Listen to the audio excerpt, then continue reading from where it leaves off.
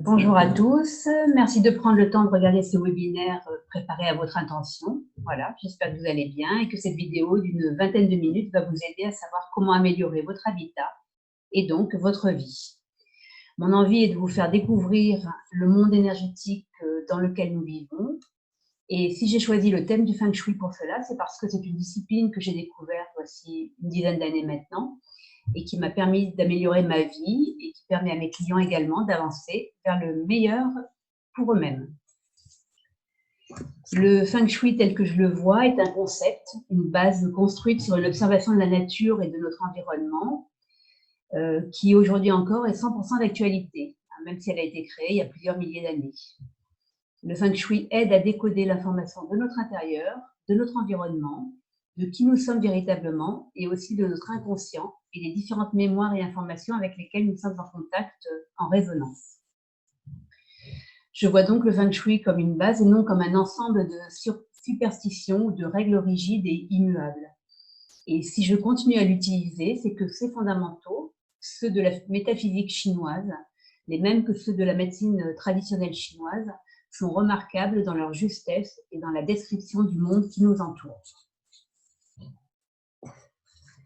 Alors, pour me présenter, je suis énergéticienne pour la personne et son espace.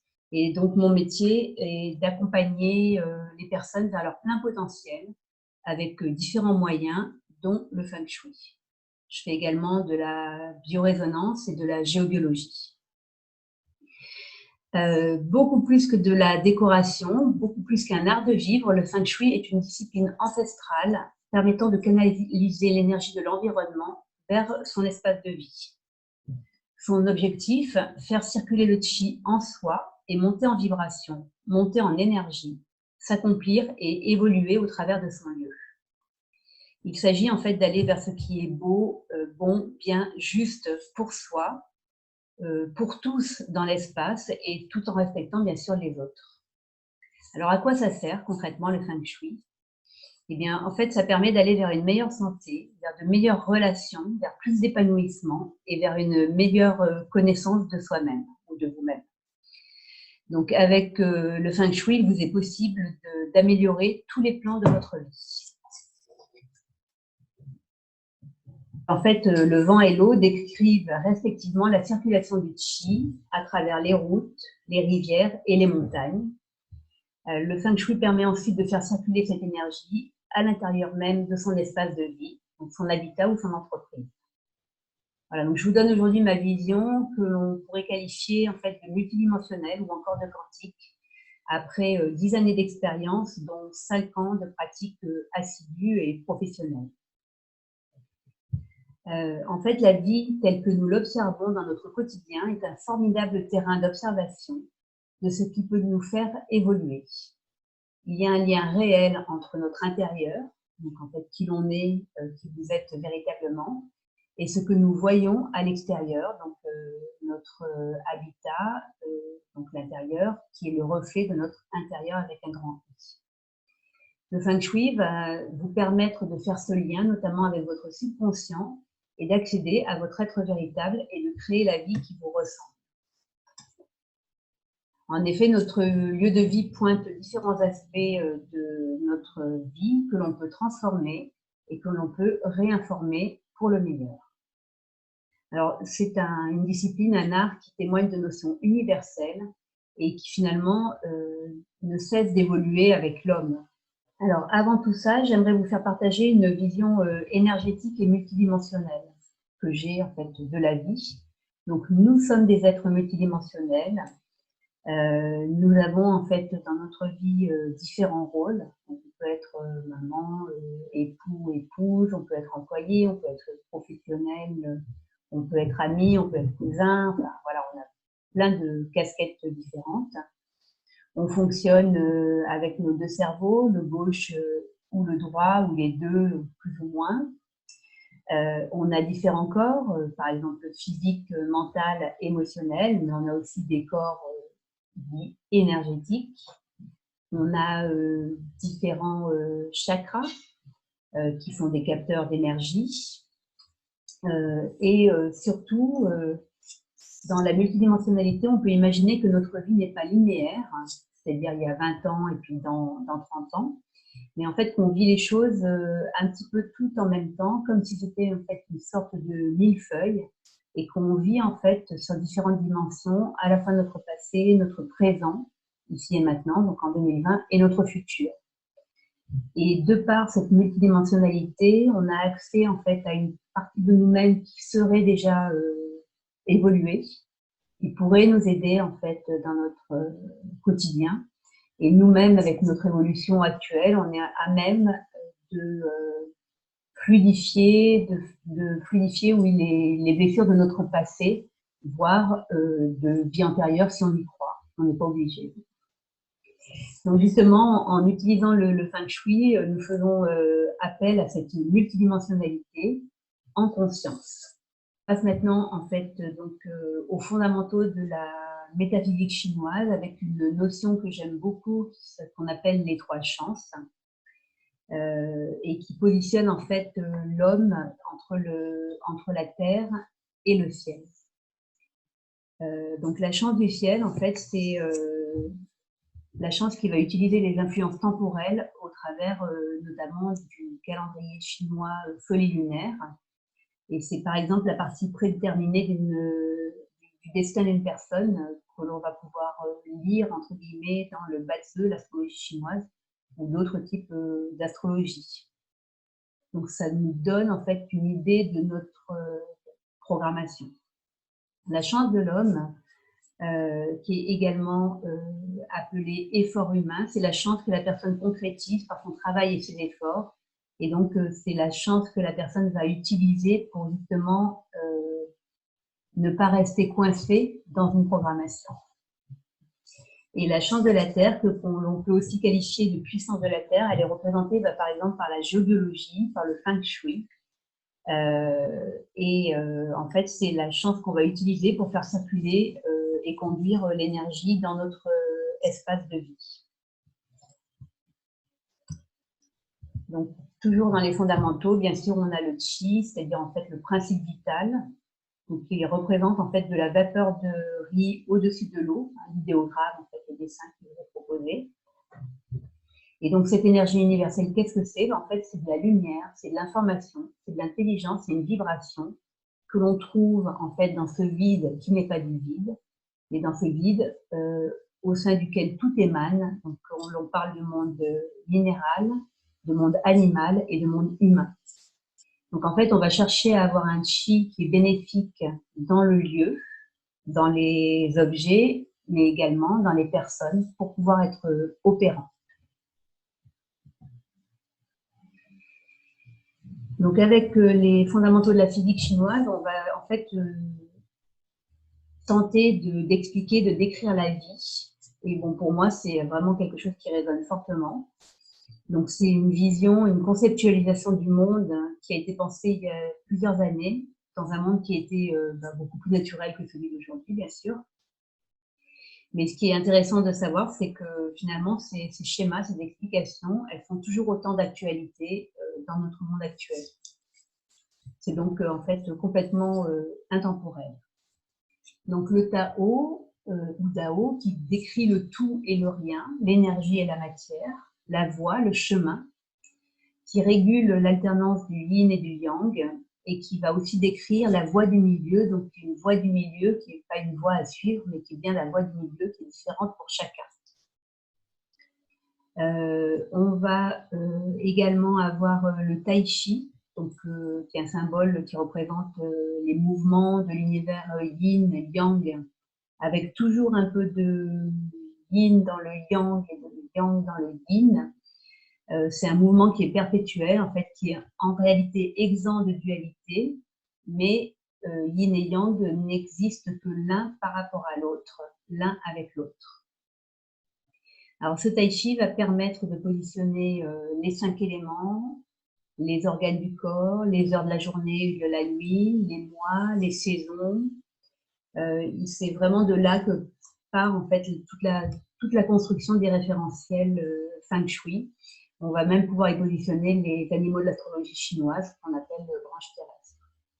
Donc, encore une fois, hein, tout ça, ça a été vraiment construit à partir d'observations de la nature, observation des saisons, observation des animaux. Le yin représente la relation et la santé, ou plutôt les relations et la santé, et le yang va plutôt représenter les activités et la richesse. Ce symbole du tai chi, on peut le représenter comme en haut de ce schéma avec ce qu'on appelle des yao. Donc le yao du haut qui est un yao yin avec 2 traits discontinus, le yao du bas qui est un yao yang. Et là, on voit bien en fait sur ce dessin comment sont découpés les 8 trigrammes, donc ils vont être une base en fait essentielle pour pouvoir sectoriser la maison, donc déterminer en fait l'énergie qui se trouve dans les différents secteurs. Tout ça, bien sûr, ce sera expliqué en détail, mais là, on voit bien en fait le déploiement à partir d'un seul yao, puis de 2 yao, on arrive au fondement en fait des 8 trigrammes, qui sont donc, entre autres choses, 8 secteurs de notre maison, mais également 8 lingua, c'est-à-dire 8 chiffres feng shui pour les personnes. Alors, parmi les fondamentaux du feng shui, vous connaissez sûrement un petit peu les 5 éléments. Donc là, je vais vous donner simplement en fait les grandes caractéristiques de ces 5 éléments, mais il faut savoir qu'ils sont capables de décrire énormément de choses. Donc le bois, en fait, c'est une croissance centrifuge avec une énergie vitale qui part du centre et qui monte. Le feu, donc une énergie qui irradie dans toutes les directions. La terre, une énergie rasante, horizontale et contenue. Le métal, une énergie centripète, une énergie de concentration et de repli sur soi. Et l'eau, qui est une énergie qui va vers le bas et qui va en profondeur. Donc ces 5 éléments, c'est vraiment plusieurs millénaires d'observation. C'est encore une fois une façon de voir le monde. Mais en fait, ça s'applique à tout et ça permet une observation de tout. Et bien sûr, ça permet aussi de mettre en place de nombreuses préconisations feng shui. Donc, ça va pouvoir décrire les lieux, les formes, les couleurs, les matières, les aliments, les émotions, les activités, les organes, la santé, la morphologie, les moments de la journée, les saisons, les heures et également l'astrologie. Ils vont être utilisés en fait à partir de cycles. Donc, cycle de production, cycle d'affaiblissement ou cycle de contrôle. Alors, le cycle de contrôle ne sera pas utilisé, mais par contre, il va être plutôt évité en fin de chose.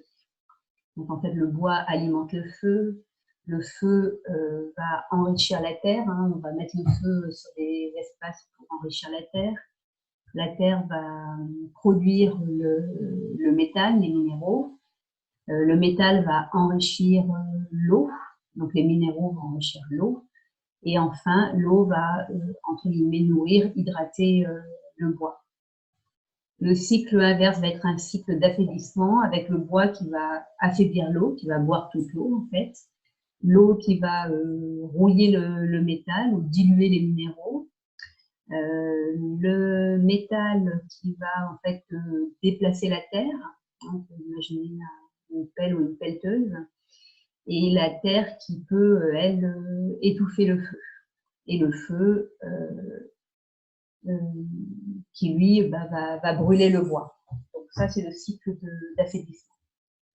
Le cycle de contrôle, donc le feu contrôle le métal, il le fait fondre. La terre contrôle l'eau, elle est capable d'absorber l'eau. Le métal contrôle le bois, le métal peut couper le bois. Le bois contrôle la terre. Si on met une plante dans un pot, au bout de quelques années, si on ne rajoute pas de terre ou de terreau, on n'aura plus que les racines de la plante dans le pot. Et enfin, je crois que j'ai fait le tour. Alors, à partir de ces fondamentaux qu'on a vus tout à l'heure, vous allez avoir différents référentiels qui servent à décoder en fait le feng shui d'un lieu. Hein, donc les 8 trigrammes vont donner naissance à 24 montagnes, à 12 branches célestes, donc qui sont les animaux de l'astrologie chinoise, à 12 troncs terrestres qui ont également des qualités en fait dans l'astrologie chinoise aussi, et puis en fait les qualités des 5 éléments. Et les trigrammes aussi, quand on les superpose, donc un trigramme plus un trigramme donne un hexagramme. Et ça constitue un livre qui s'appelle le I Ching ou le livre des changements, qui est un sujet également passionnant. Par rapport au feng shui, en fait, ce qu'il faut bien comprendre, c'est que c'est une discipline qui est une discipline holistique, c'est-à-dire qu'on a affaire à un tout, à la maison, à son environnement, à ses occupants et à l'espace-temps. Donc tous ces éléments et l'observation du lieu, en fait, vont décrire le lieu et l'histoire de ses habitants. Donc apprendre le feng shui, c'est aussi en fait apprendre à cerner les priorités, mais on n'oublie jamais en fait une observation qui est vraiment globale. Donc le feng shui va avoir une influence sur le bien-être physique et psychique. Et comment on pratique? En fait, on va observer le centre de la maison, on va observer les portes, quelle direction arrive à la porte, les ouvertures. On va observer les mouvements de l'eau. On va observer les montagnes, les routes, tout ce qui est environnement. On va s'intéresser à savoir où est la façade, quelle est son orientation, quand a été construit le lieu, qui sont les personnes qui l'habitent, quelle est leur date de naissance. Voilà. Donc on parle souvent des systèmes ou des écoles feng shui, donc je vous les ai juste cités ici. C'est en fait une école feng shui en général, c'est un système, donc il y en a beaucoup, il y a beaucoup de référentiels de feng shui. Et ce que peut faire un consultant en feng shui, c'est justement savoir quels sont les référentiels qui vont marcher pour lui, qui vont marcher pour ses clients, et c'est en fait vous proposer les meilleurs outils possibles et savoir lesquels choisir en fonction des différentes configurations que l'on rencontre. Alors, juste un petit mot sur mon expérience à ce stade-là. Donc, j'ai fait une première école avec un maître malaisien qui est en fait la Yap Shanghai Academy, puis une seconde école avec l'enseignement d'un maître canadien, maître Joseph Yu, qui est en fait le Feng Shui Research Center. Et puis, j'ai été formée au fil du temps sur d'autres modules avec d'autres maîtres sur des sujets très précis comme la sélection de dates, sur l'eau. J'ai aussi suivi une formation en psychologie chinoise. Enfin, j'ai fait beaucoup de choses en fait. Mais là, ça reste cet enseignement-là, ça reste un enseignement permanent, mais qui a besoin en fait d'être confronté à l'expérience pour voir ce que l'on peut en tirer en fait. Et je ne suis pas du tout attachée, même si je suis certifiée par une école, je suis attachée à aucune école en particulier parce que je ne veux pas être enfermée justement dans une seule et même méthode. Donc, continuons avec le feng shui de l'extérieur. Donc, on regarde beaucoup de choses à l'extérieur. Là, je vais simplement mis l'exemple des 4 animaux célestes. On regarde en fait quand on est en face de sa maison ou de son appartement, ce qui se trouve à l'arrière de la maison, qu'on va appeler la tortue noire, à gauche de la maison, le tigre blanc, à droite de la maison, le dragon vert, ou en face de la maison, le phénix rouge. Tous ces animaux en fait ont une fonction particulière, symbolique hein, bien sûr. La tortue noire, ça va être la bienveillance, le support, la sagesse, l'aide d'une façon générale. Le tigre blanc, c'est plutôt les énergies yin, donc les relations et la santé. Le dragon vert, plutôt les activités avec la richesse, la prospérité. Et le phénix rouge, en fait, va permettre de voir en fait les projets d'avenir. Voilà, donc ces 4 animaux s'observent et puis on peut les activer en fonction des besoins des personnes dans l'espace.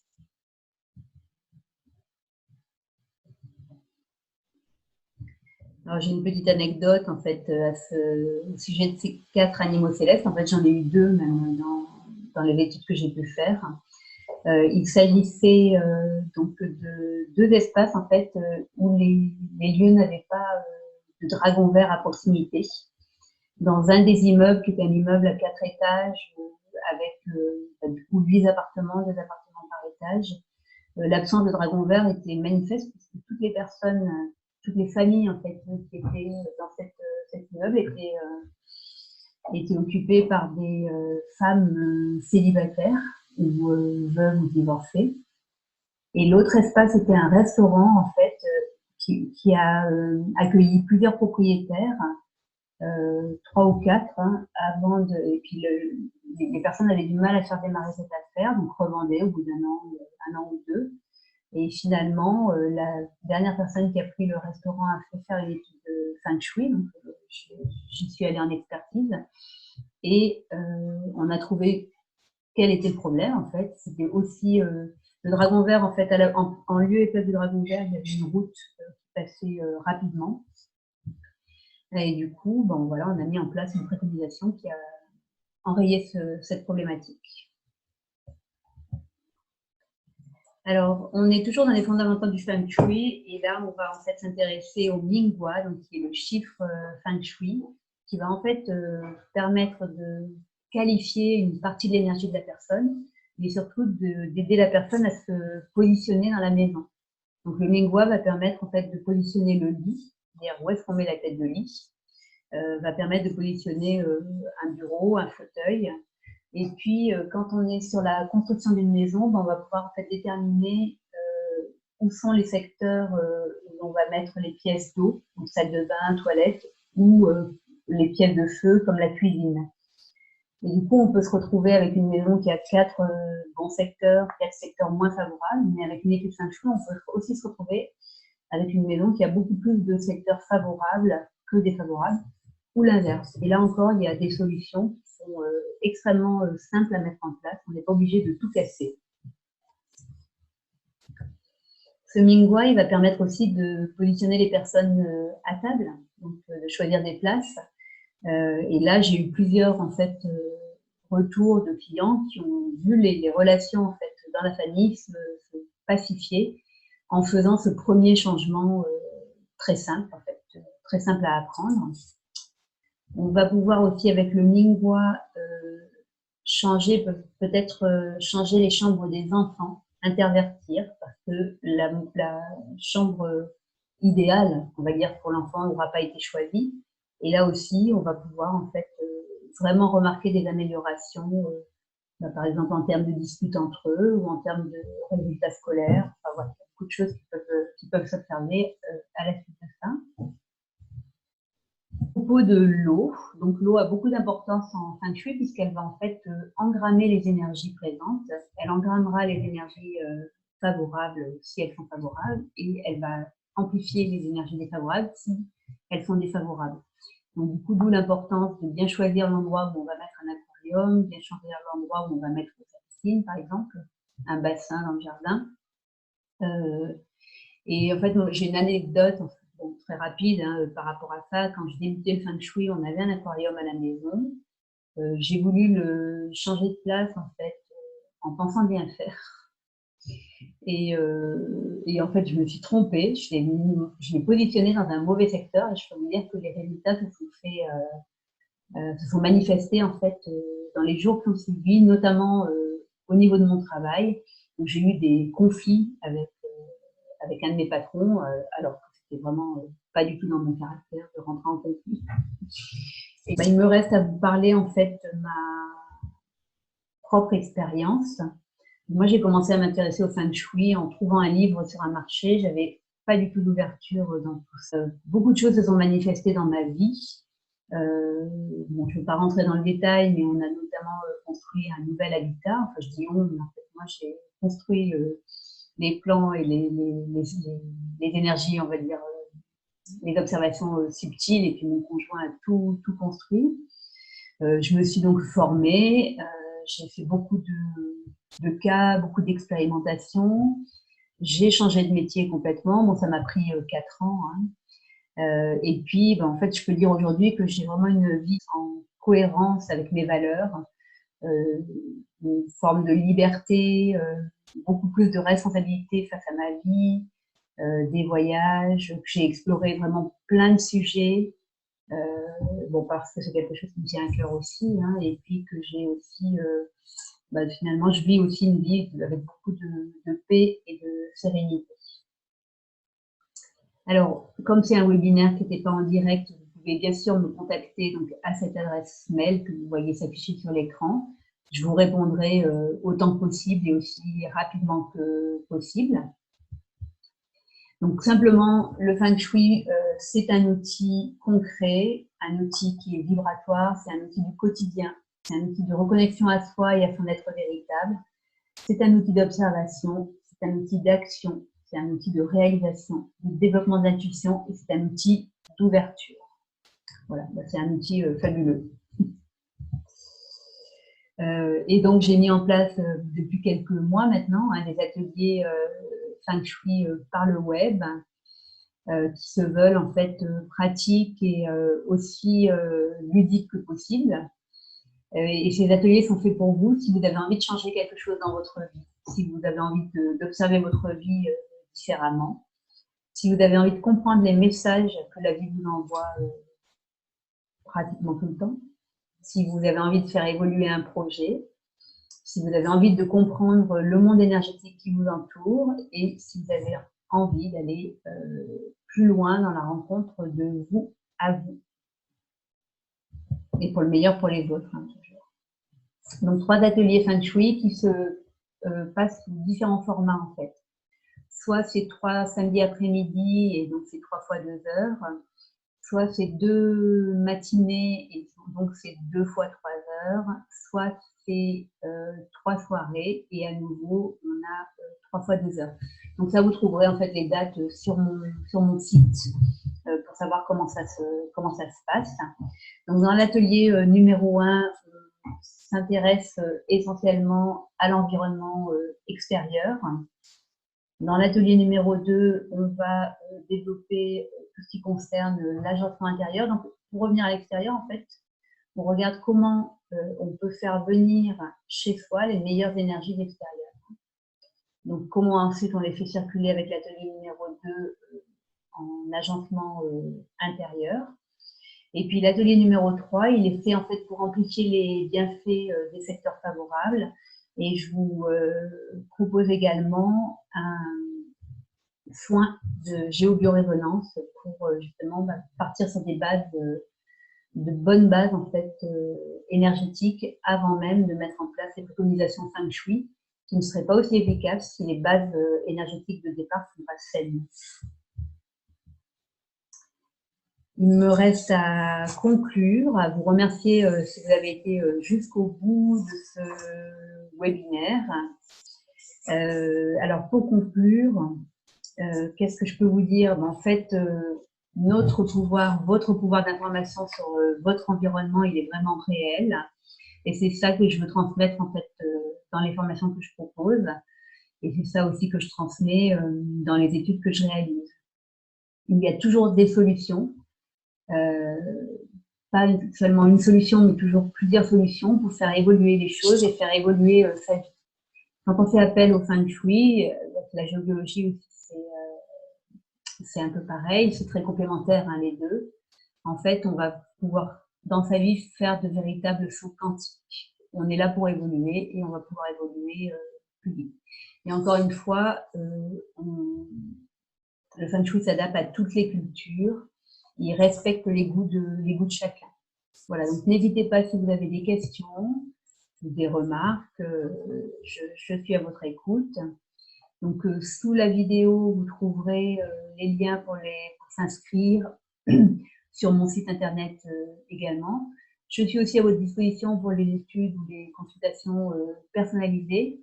Et petite précision, le Feng Shui, ça fonctionne pour les particuliers, ça fonctionne pour les entreprises, ça fonctionne que vous soyez locataire ou propriétaire. En fait, n'attendez pas le moment idéal pour mettre en place du Feng Shui chez vous, c'est plutôt l'inverse en fait. Mettez en place du Feng Shui chez vous et vous irez vers des conditions de vie qui sont beaucoup plus agréables de façon au début subtile, puis de plus en plus concrète, et ceci parfois très rapidement. Voilà. Merci, merci, merci. À bientôt.